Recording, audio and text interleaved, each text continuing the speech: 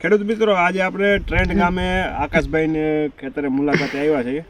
આકાશભાઈ, તમને આ ફૂલે પુષ્પા વિશે શું લાગે છે? કેવી વેરાયટી છે બીજી વેરાયટીની સાપેક્ષમાં? બીજી વેરાયટી કરતાં આમાં માલ ફ્લાવરિંગનું વધારે છે. બરોબર, ફ્લાવરિંગ વધારે આવે છે કે બીજી જીવાત મચ્છીનો કોઈ આવતી નહીં.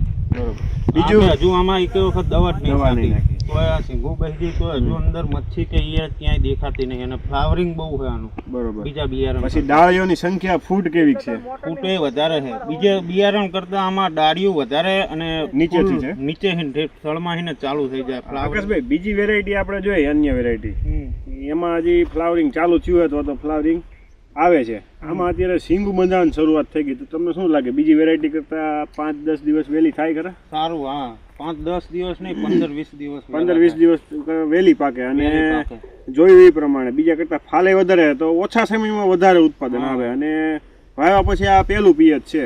હવે 2-3 પાણી મેલ્યું ફ્લાવરિંગ આવ્યા પછી. હા, તો જ્યાં ઓછા પિયતની સુવિધા હોય અને ઓછા સમયમાં વધારે ઉત્પાદન લેવું હોય તો ફૂલે પુષ્પાને પસંદ કરવી જોઈએ. બસ આ વિડીયોમાં એટલું. નજીકના ડીલરનું સરનામું અને કોન્ટેક્ટ નંબર મેળવવા માટે નીચે આપેલા નંબર પર સંપર્ક કરો. ધન્યવાદ.